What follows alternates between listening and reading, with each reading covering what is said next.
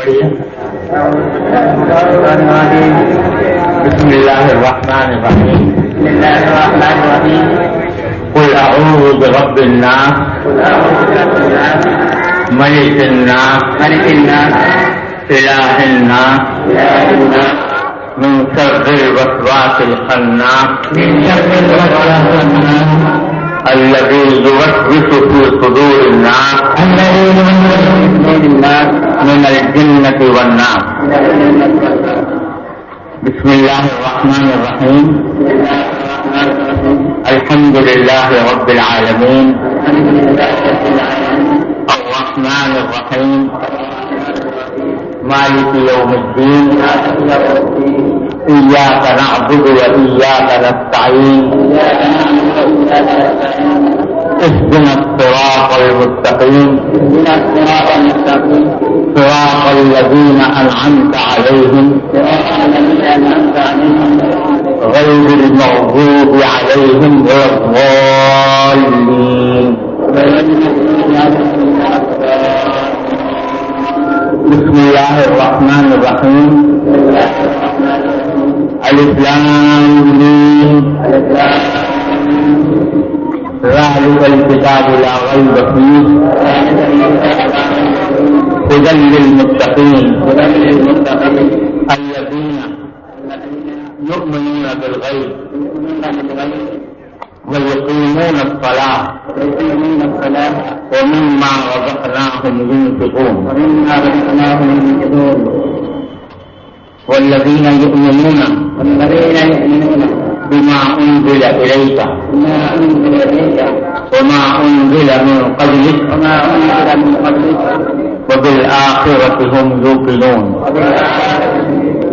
أولئك على هدى من ربهم وأولئك هم المفلحون. وصلى الله تعالى على خير خلقه سيدنا ومولانا محمد وعلى آله وأصحابه أجمعين. وبرسول الله وآله. بسم اللہ الرحمن الرحیم. الحمد للہ رب العالمین والصلاة والسلام علی رسولہ الکریم وعلی آلہ واصحابہ اجمعین وعلی کل من تبعهم بإحسان إلى یوم الدین. اما بعد. اس وقت صحیح بخاری کی آخری حدیث پڑھنی مقصود ہے، لیکن اس سے پہلے مجھے خیال آیا کہ جو حضرات اجازت حدیث چاہتے ہیں ان کی خدمت میں یہ تحفہ بھی پیش کر دوں کہ ایک حدیث ہے جسے حدیث مسلسل بالاولیہ کہا جاتا ہے، اور ہم سے لے کر حضرت سفیان بن عیینہ رحمہ اللہ تک یہ معمول رہا ہے کہ جب بھی کوئی شاگرد کسی استاد کے پاس حدیث پڑھنے کے لیے جاتا تو استاد اپنے شاگرد کو سب سے پہلے وہ حدیث سنایا کرتے تھے. یہ ایک حدیث مسلسل ہے جس کو حدیث مسلسل بالاولیہ کہا جاتا ہے، اور اس تسلسل میں شامل ہونا بھی ایک برکت کی چیز ہے. تو خیال آیا کہ حدیث صحیح بخاری کی حدیث پڑھنے سے پہلے میں وہ حدیث آپ کو سنا دوں تاکہ اس تسلسل کی برکت میں آپ حضرات بھی شامل ہو جائیں. حدثني بهذا الحديث الشيخ حسن المشاط المكي المالكي رحمه الله تعالى في المسجد الحرام، كما حدثني به الشيخ محمد ياسين الفاداني رحمه الله تعالى بمكة المكرمة، والشيخ الناقدي رحمه الله تعالى بجدة. كل واحد منهم يرويه بإسناده إلى سيدنا عبد الله بن عمرو بن العاص رضي الله تعالى عنهما قال قال رسول الله صلى الله عليه وسلم الراحمون يرحمهم الرحمن تبارک و تعالی ارحموا من فی الارض یرحمکم من فی السماء. میرے ساتھ ایک مرتبہ پڑھ لیجیے الراحمون یرحمہم الرحمن تبارک و تعالی ارحموا من فی الارض یرحمکم من فی السماء. میں اس حدیث مکتب اولیہ کی تمام دور حدیث کے طلبہ، اساتذہ اور دوسرے مدارس سے آنے والے علماء کرام کو اس کی روایت کی اجازت دیتا ہوں. آپ پڑھیں. بسم الله الرحمن الرحيم. الحمد لله نحمده ونستعينه ونستغفره ونؤمن به ونتوكل عليه ونعوذ بالله من شرور انفسنا ومن سيئات اعمالنا. من يهده الله فلا مضل له ومن يضلل فلا هادي له. ونشهد ان لا اله الا الله وحده لا شريك له ونشهد ان سيدنا ومولانا محمدا عبده ورسوله صلى الله تعالى عليه وعلى اله واصحابه وبارك وسلم. اما بعد فان احسن الحديث كتاب الله واحسن الهدي محمد صلى الله عليه وسلم وخير الأمور عواتبها وشر الأمور محدثاتها وكل محدثة بدعة وكل بدعة ضلالة وكل ضلالة في النار. وبالله المتصل بالله على سيف الإمام الحافظ الحجة أمير المؤمنين في الحديث أبي عبد الله محمد بن إسماعيل بن إبراهيم بن مغيرة بن برزبة الجهدي من مالك البخاري رحمه الله تعالى ونفعنا بعلومه وعلومه آمين يا رب العالمين. بسم الله الرحمن الرحيم. باب قول الله ونضع الموازين القسط ليوم القيامة وأن أعمال بني آدم وقولهم موزن. وقال مجاهد القسطاس على الجرومية ويقال القسط مصدر وهو عادل وأما القابض فهو الجاهل. بسم الله الرحمن الرحيم. وبه قال حدثنا أحمد بن إسحاق قال حدثنا محمد بن خزيمة عن عمارة بن القعقاع وأبي هريرة رضي الله تعالى عنه قال قال النبي صلى الله عليه وسلم كلمتان خفيفتان من الرحمن خفيفتان عليهما ثقيلتان في الميزان سبحان الله وبحمده سبحان الله العظيم.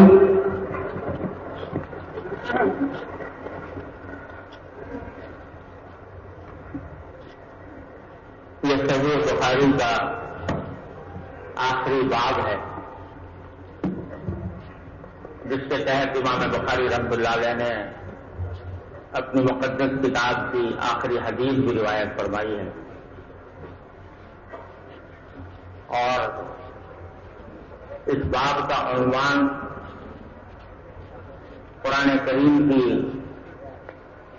اس آیت کو قرار دیا ہے جس میں باری تعالیٰ نے ارشاد فرمایا کہ وَنَضَعُ الْمَوَازِينَ الْقِسْطَ لِيَوْمِ الْقِيَامَةِ. ہم ترازویں قائم کریں گے قیامت کے دن انصاف قائم کرنے کی خاطر. اور پھر اس سے آگے یہ بھی ہے کہ فَلَا تُظْلَمُ نَفْسٌ شَيْئًا.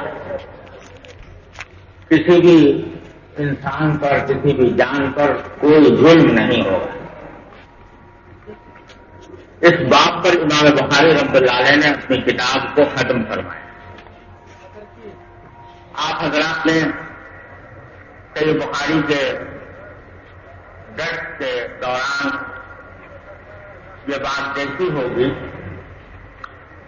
کہ امام بخاری رحمۃ اللہ علیہ نے مختلف احادیث پر جو تراجم قائم فرمائے ہیں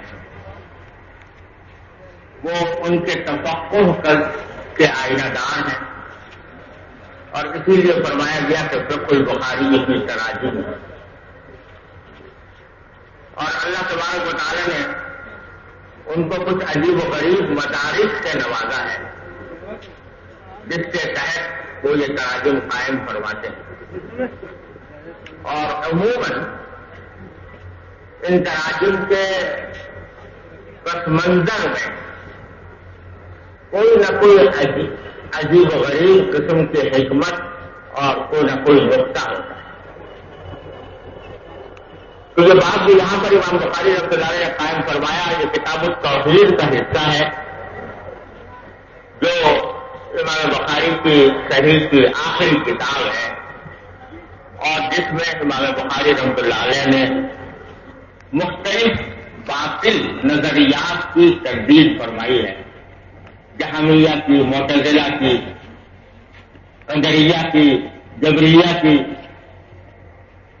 خوارج کی، ان لوگوں کی تردید کے لیے ساری کتاب قائم کی ہے اور اس کے آخر میں یہ باب لے کر کے اس کا تعلق کتاب التوحید سے تو اس در ایک واضح سا تعلق یہ ہے کہ معتزلہ وزن اعمال کے منکر تھے اور ان کی تردید کے لیے یہ قرآن کریم کی آیت لا کر یہ باب قائم کروایا.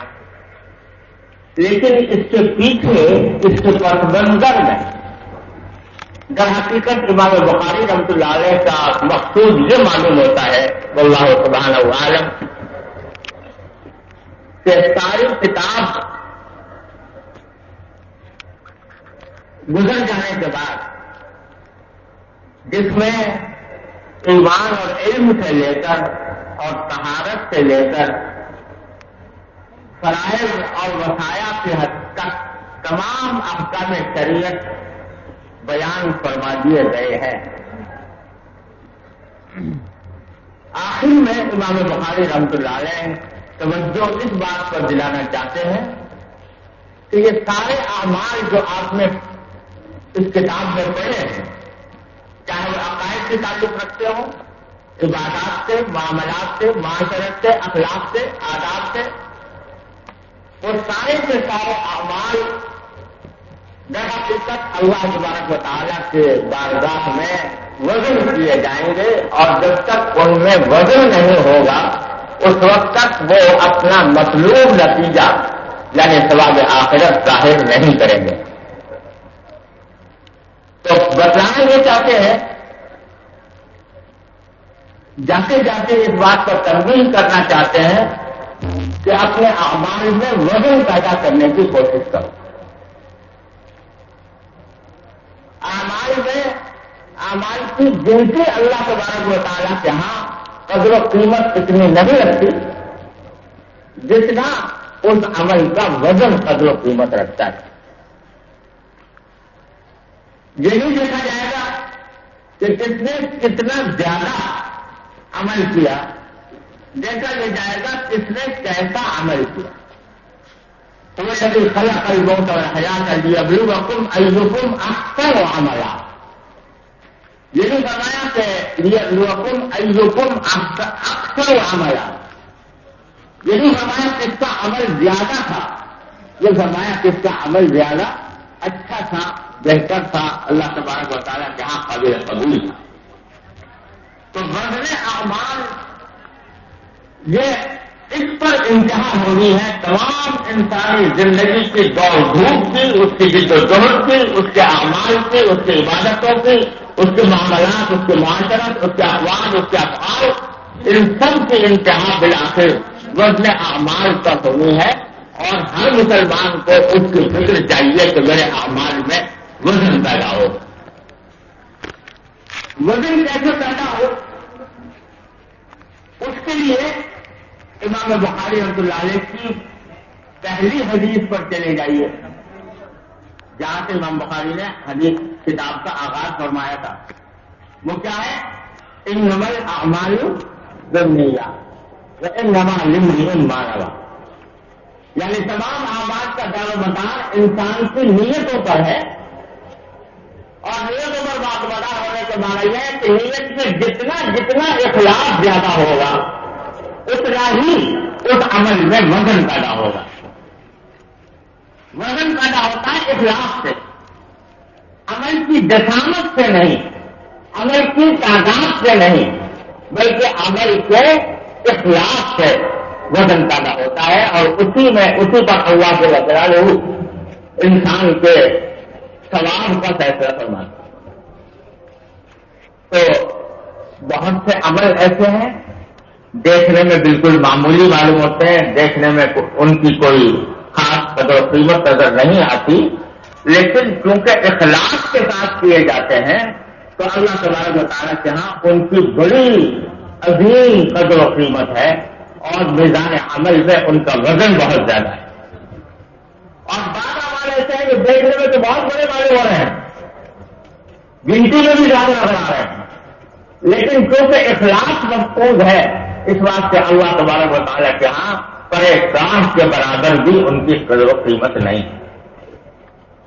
اسی صحیح بخاری میں آپ نے حدیث پڑھی ہوگی کہ حضور نبی کریم صلی اللہ علیہ وسلم نے ارشاد فرمایا کہ ایک فاحشہ عورت تھی اور وہ کسی وقت کسی کنویں کے پاس سے گزری اور پیاس اس کو لگی ہوئی تھی.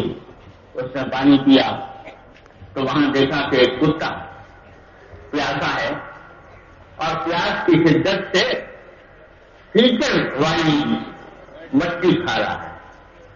کیونکہ کنویں سے اس کے لیے پانی پینا ممکن نہیں تھا تو آس پاس جو کیچڑ گیلی مٹی پڑی ہوئی تھی اسی کو کھا کر اپنی پیاس بجھانے کی کوشش کر رہا تھا. تو اس اللہ کی بندی کو یہ خیال آیا کہ جس طرح میں پیاسی تھی اور بے چین تھی یہ بھی اللہ کی مخلوق ہے, پیاس سے بے چین ہے, تو لاؤ میں اس کو پانی پلا دوں. اب پانی پلانے کا کوئی اور راستہ نہیں تھا, کوئی ڈول نہیں تھا. اس ڈول میں پانی نکال کر یا کسی برتن میں پانی نکال کر وہ اس کو پلاتی تو اس نے اپنے چمڑے کا موزہ نکالا اور چمڑے کے موزے میں پانی بھر کر کتے کو پانی پلا دیا. یہ ایک روایت میں ہے کہ ایک عورت کا قصہ ہے اور ایک روایت میں ہے کہ کسی مرد کا ہے. دونوں بھی ہو سکتے ہیں اور روایتوں کا اختلاف بھی ہو سکتا ہے. تو حدیث میں نبی کریم صلی اللہ علیہ وسلم نے یہ واقعہ بیان کر کے ارشاد فرمایا تو فشکر اللہ لہو فغفر لہ. اللہ تبارک و تعالیٰ نے اس کے عمل کی اتنی قدر و قیمت پہچانی, اتنی قدر فرمائی کہ اس کی اسی عمل کی بنا پر مغفرت فرمائی. اب آپ ذرا دیکھیے کہ کتے کو پانی پلا دینا کوئی اتنا بڑا عمل نظر نہیں آتا دیکھنے میں کہ جو بڑی بڑی عبادتوں کے برابر ہو جائے, لیکن کیونکہ اس وقت اس لمحے میں اس مرد یا عورت کے دل میں اتنا بڑا اخلاص پیدا ہوا اور دل میں یہ خیال آیا کہ میں خالص اللہ کو راضی کرنے کے لیے یہ کام کر لوں, تو اللہ تبارک و تعالیٰ نے اپنے فضل و کرم سے اسی پر اس کی مغفرت فرما دی. یہ ہے مثال اس بات کی کہ اعمال میں وزن پیدا ہوتا ہے اخلاص سے. جتنا اخلاص زیادہ ہوگا اتنا ہی اللہ تبارک و تعالیٰ کے ہاں اس کی قدر و قیمت زیادہ ہوگی. میں نے اپنے والد ماجد حضرت مولانا مفتی احمد شفیع صاحب رحمۃ اللہ علیہ سے سنا بھائی دیکھو یہ حدیث کی مجلس ہے اور اس میں تصویر اتارنے کی ہرگز کوئی کوشش نہ کرے, اور یہ بہت ہی بری بات ہے کہ حدیث کے درس کے اندر نبی کریم صلی اللہ علیہ وسلم کے احکام کے خلاف ورزی کی جائے, ہرگز کوئی کوشش نہ کرے. تو میں نے اپنے والد ماجد رحمۃ اللہ علیہ سے نہ جانے کتنی مرتبہ حضرت سفیان ثوری رحمۃ اللہ علیہ کا یہ مقولہ سنا کہ کسی نے ان کی وفات کے بعد ان کو خواب میں دیکھا اور پوچھا کہ آپ کے ساتھ اللہ تبارک و تعالیٰ نے کیا معاملہ فرمایا. تو جواب میں فرمایا کہ ذہبت العبارات وطاعت الاشارات ولم ينفعنا الا رقيعات رتعناها في جوف الليل. کہ وہ علمی چوڑی عبارتیں, علمی تحقیقات اور تحقیقات وہ تو سب پتہ نہیں کہاں چلیں گے, اور طاعت الاشارات وہ صوفیانہ تعبیریں اور صوفیانہ اشارے جو ہم لوگوں کے سامنے کیا کرتے تھے وہ سب گم ہو گئے. اور اگر ہمیں فائدہ دیا تو چند تھوڑی تھوڑی رکعتوں نے جو رات کے وقت حصے میں ہم کبھی اللہ کے سامنے پیش کر دیا کرتے.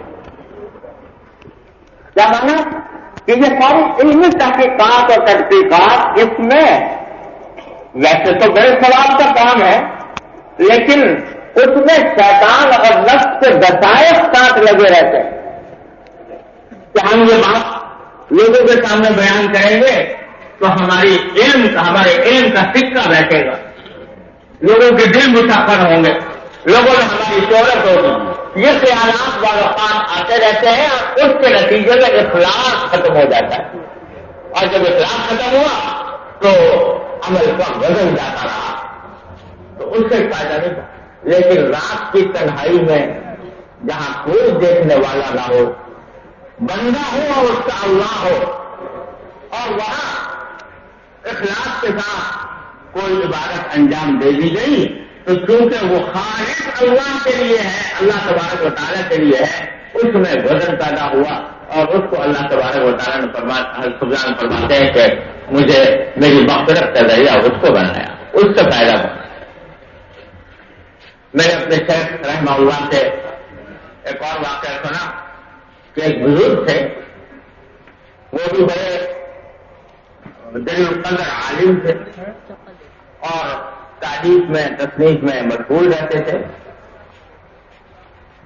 تو ایک مرتبہ لکھ رہے تھے، اور اس زمانے میں لکڑی کے قلم ہوتے تھے، سلک کے قلم، تو ان میں سوراخ ہوا کرتے تھے، روشنائی میں ڈبو ڈبو کر لکھا جاتا تھا۔ اب تو میں نے ہر کام ہمارے لیے آسان کر دیا ہے، ایسے ایسے فاؤنٹن پر ایجاد ہو گئے، رب بال پوائنٹ آ گئے کہ نہ روشنائی بھرنے کی ضرورت ہے، نہ کوئی لمبا چوڑا کام کرنے کی ضرورت ہے۔ اس وقت میں جب لکھا جاتا تھا تو روشنائی میں ڈبو کر اس کو لکھتے تھے، اور قلم کے اندر ایک سوراخ ہوا کرتا تھا۔ تو ایک بزرگ ہے، وہ لکھتے لکھتے قلم کو روشنائی میں ڈبویا، اور اس کے سوراخ میں تھوڑی سی روشنائی آ گئی۔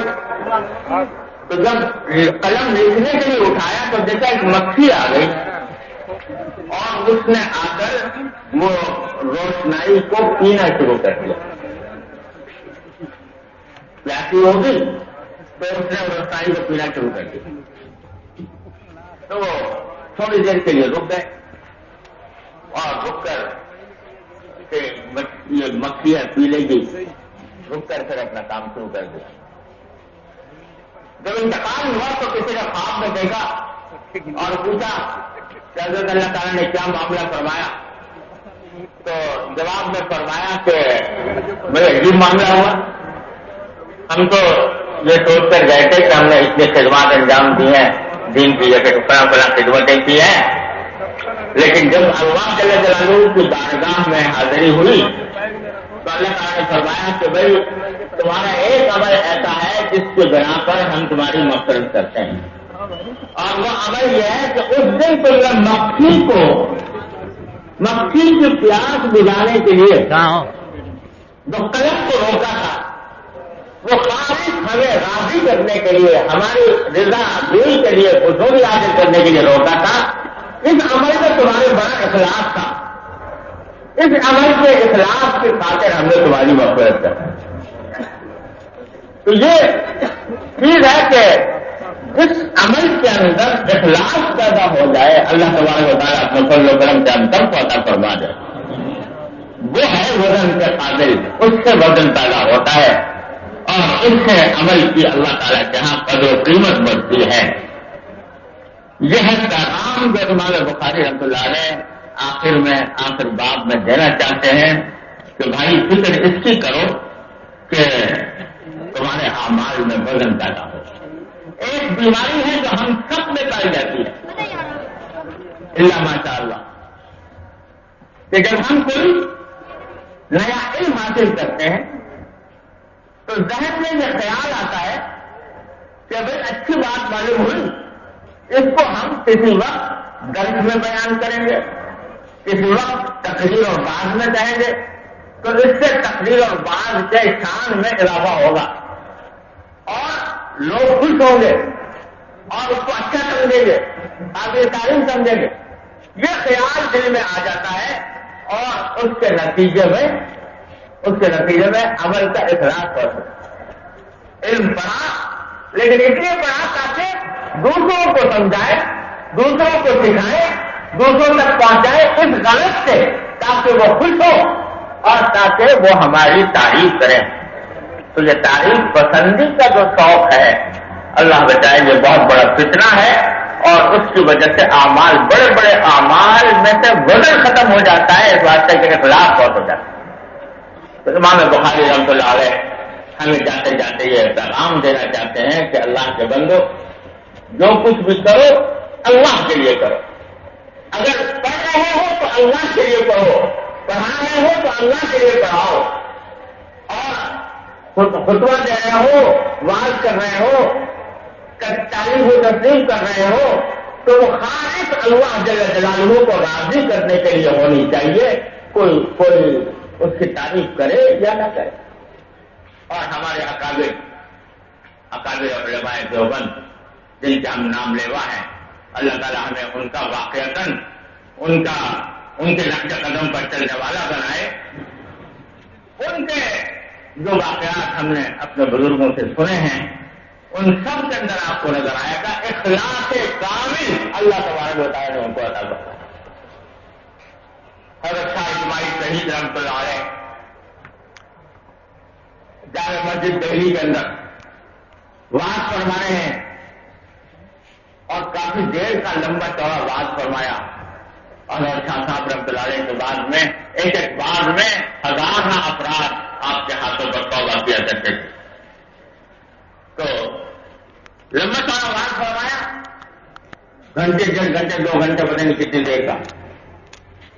جب بات ختم ہو گیا اور ختم کر کے مسجد کی سیڑھیوں سے اترنے لگے تو دیکھا کہ ایک دیہاتی آدمی ہانپتا کانپتا مسجد کی سیڑھیوں پر چل رہا ہے. اور جب لوگوں کو نیچے اترتے ہوئے دیکھا تو ایک دم سے کھٹک کر رہ گیا. اور سب سے پہلے آگے مولانا سے مولانا سے پوچھا کیا مولوی اسماعیل کا واز ختم ہو گیا؟ مولانا نے کہا بھائی ختم ہو گیا. کہا انا للہ, میں تو کتنے میل دور سے ان کا واز سننے کے لیے آیا تھا. افسوس ہے کہ میں اتنی محنت کے باوجود واز نہیں سن سکا. فرمایا اچھا بھائی تم سے دور سے بات سننے کے لیے تو کچھ گھبراؤ نہیں, پریشان نہ ہو. میرا بھی نام محمد اسماعیل ہے, یہاں میرے پاس بیٹھ جاؤ سیڑھیوں پر, میں تمہیں بتا دیتا ہوں کہ میرے واز میں کیا تھا. بٹھایا اور جو واز کہا تھا وہ سارا کا سارا اس ایک آدمی کے اوپر دوہرا دیا. سارا واز تھی, واز اس کو سنا دیا. تو کسی کہنے والے نے پوچھا کہ حضرت آپ نے بھی کمال کیا کہ صرف ایک آدمی کے ساتھ اتنا لمبا چوڑا واز دوبارہ سنا دیا, دوبارہ دوہرا دیا. تو کیا جواب دیا حضرت مولانا نے؟ مولانا نے فرمایا کہ بھائی میں نے تو پہلے بھی ایک ہی کے لیے کہا تھا اور اب بھی ایک ہی کے لیے کہا. تو میرے نزدیک کوئی فرق نہیں کہ مجمع ہزاروں کا تھا, سننے والوں کو مجمع ہزاروں کا تھا, یہ ایک آدمی کا تھا. میرا تو پہلے بھی واز ایک ہی کے لیے تھا, اب بھی واز ایک ہی کے لیے ہے. یہ ہے اخلاص. اور اس اخلاص کی برکت تھی کہ ایک واز میں ہزارہ انسان ہاتھوں پر توبہ کیا کرتے تھے.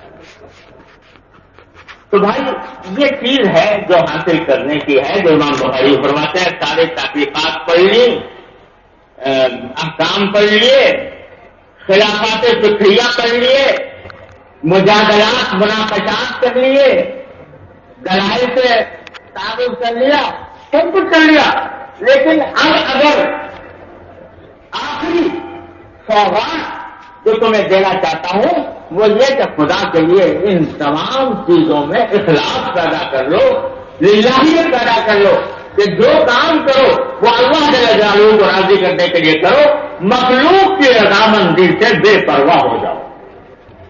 مخلوق راضی ہوتی ہے یا ناراض ہوتی ہے؟ مخلوق کا حال تو یہ ہے کہ آج کو تمہارے اوپر تعریف کے ڈانگے برسا رہی ہے اور کل کو اس کی مرضی کے ذرا خلاف بات کہہ دو گے تو وہی مخلوق جو تمہارے اوپر تعریف کے ڈانگے برسا رہی تھی تمہیں گالیاں دینے سے بھی پرہیز نہیں کرے گی.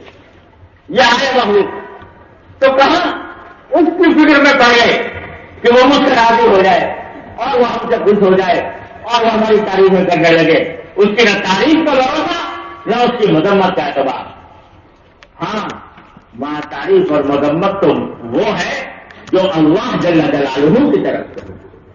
میرے والد ماجد اللہ تعالیٰ سے رہو, اللہ تعالیٰ ان کے درجات بلند فرمائے, فرماتے تھے کہ ہندی میں ایک مثل مشہور ہے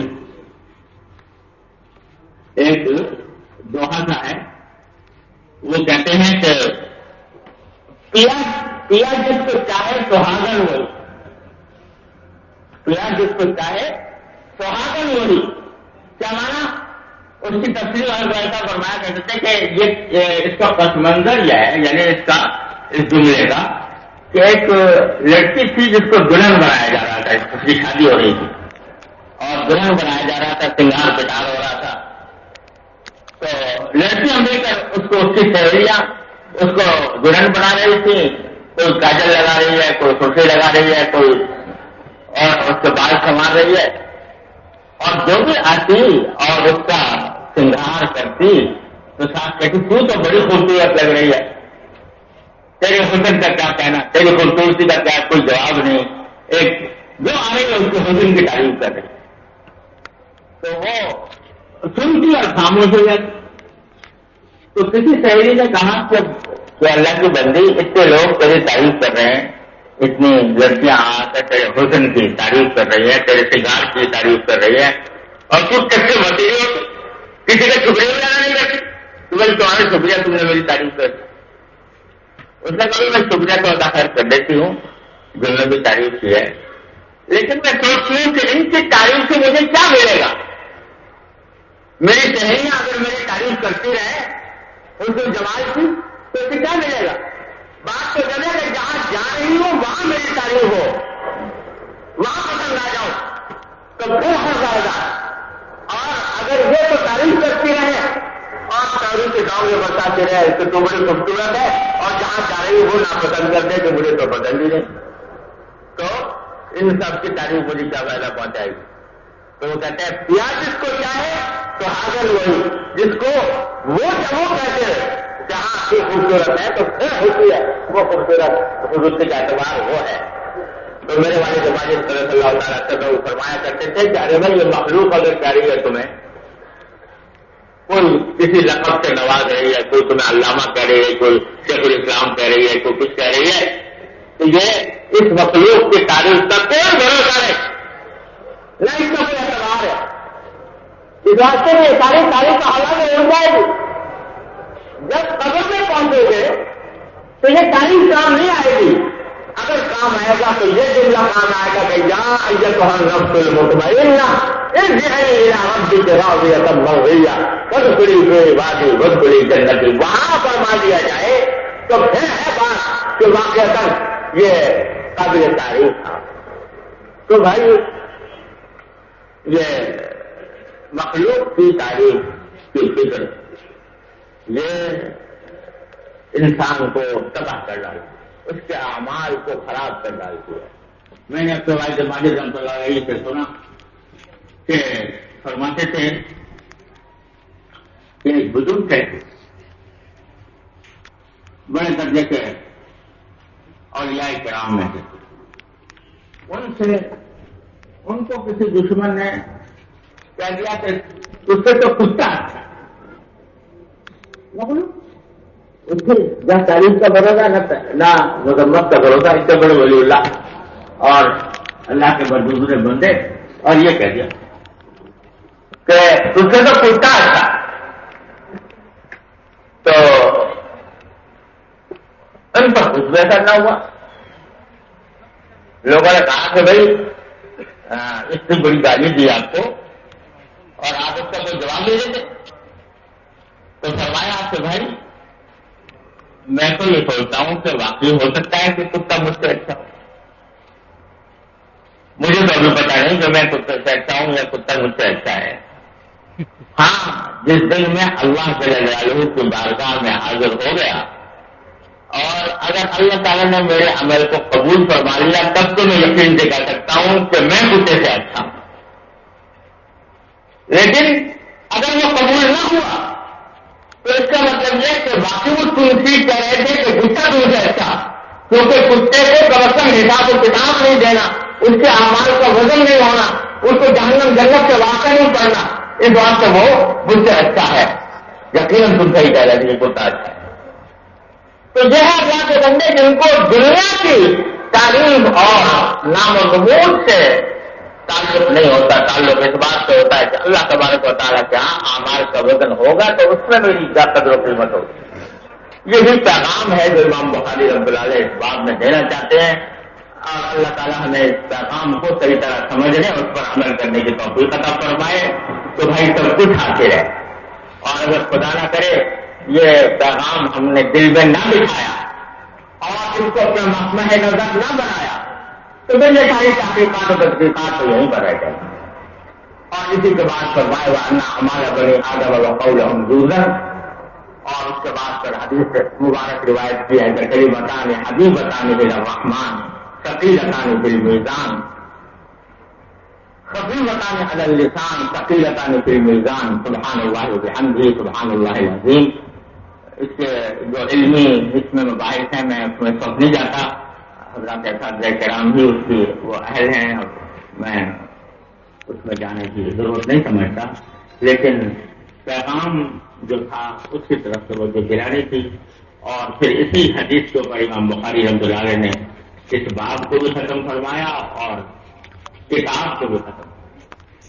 تو یہ دو کلمے ہیں جو رحمان کو بہت محبوب ہیں اور میزان میں بڑے وزنی ہیں اگرچہ زبان کے اوپر بہت ہلکے ہیں.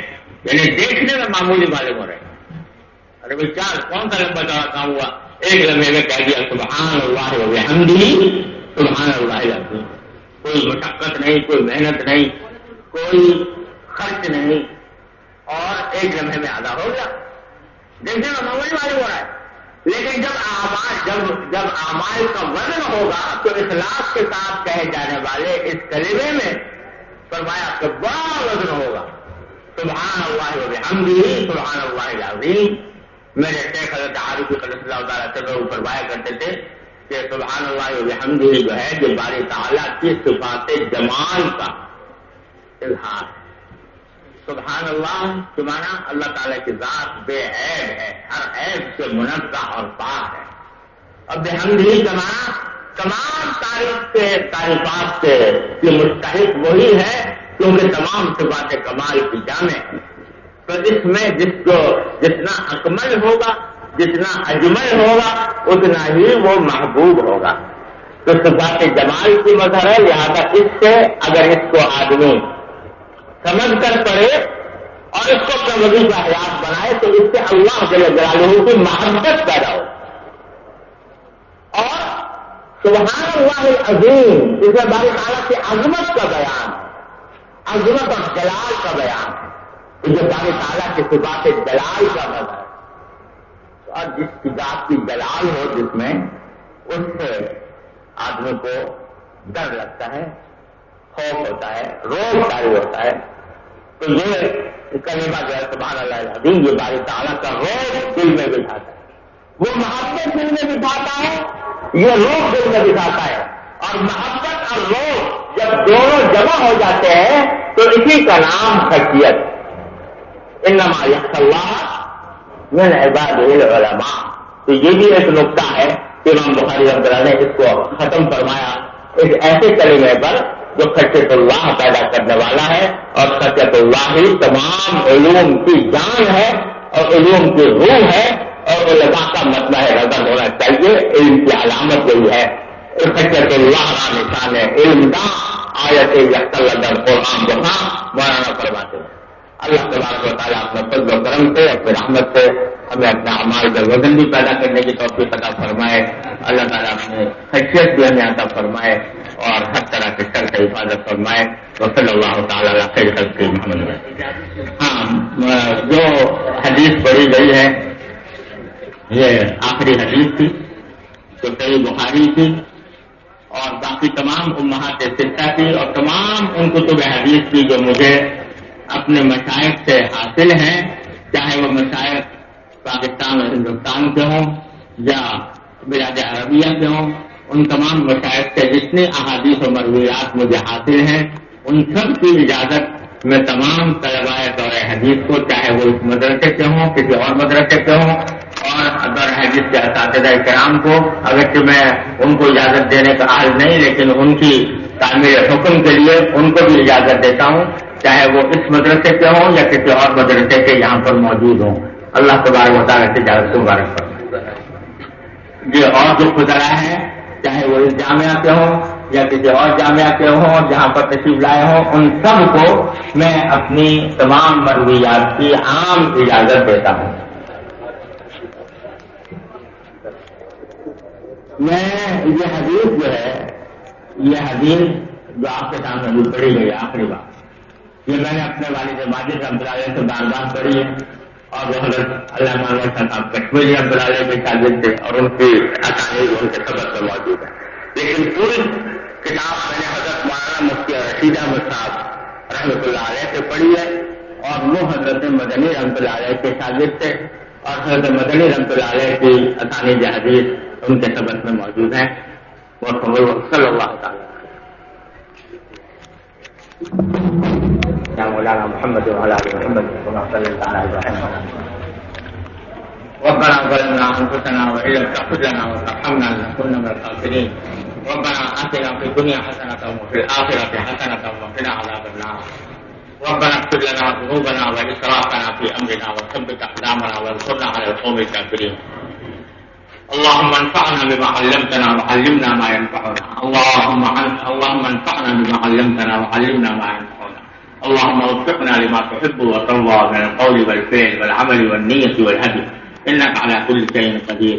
یا اللہ اپنے فضل و کرم اپنے رحمت سے ہم سب کو علم نافع عطا فرما، عمل صالح عطا فرما، اے اللہ ہر طرح کے گناہوں سے ہماری مغفرت فرما، یا اللہ اپنے رحمت سے ہمیں علم کی صحیح روح عطا فرما، یا اللہ علم کا صحیح مقصد عطا فرما، یا الراحمین اس علم کو ہمارے لیے نافع بنا دے، یا اللہ اپنے رحمت سے ہم کو قلب خاشع عطا فرما، یا اللہ اخلاص کامل عطا فرما، اپنے رضا کاملہ کی زندگی عطا فرما، اے اللہ ہر طرح کے شر سے، معصیتوں سے، منکرات سے ہمارے گھر والوں، متعلقین، احباب سب کی حفاظت فرما، یا اللہ تمام یہاں جتنے حضرات موجود ہیں یا اللہ ان سب کی دلی مرادوں کو پورا فرما، ان کے مقاصد حسنہ میں ان کو کامیابی عطا فرما، یا اللہ ان کے تمام مشکلات کو دور فرما، پریشانیوں کو رفع کرنا، اے اللہ اپنے فضل و کرم سے، اپنے رحمت سے اس دارالعلوم کو دن دونی رات چوگنی ترقیات عطا فرما،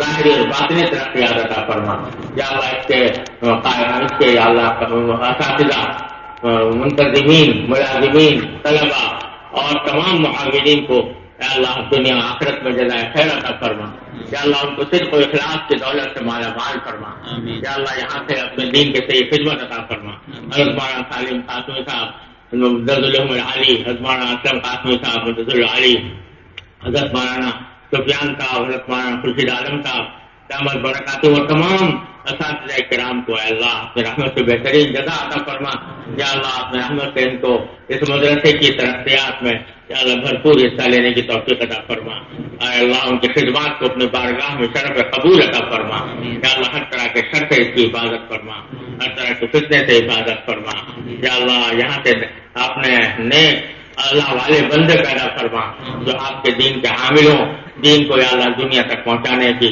یا اللہ ان کو توفیق عطا فرما۔ اللهم انا نسألك من خير ما سألك منه عبدك ونبيك محمد صلى الله عليه وسلم ونعوذ بك من شر ما استعاذك منه عبدك ونبيك محمد صلى الله عليه وسلم۔ یا اللہ جن لوگوں نے ہم سے جس دعا کی فرمائش کیا اپنے رحمت سے ان ساری دعاؤں کو اپنے فضل و کرم سے قبول فرمائے، یا اللہ جس بندے نے یا اللہ ہم سے فرمائش کی اپنے رحمت سے اس کی دلی مراد کو پورا فرما دو۔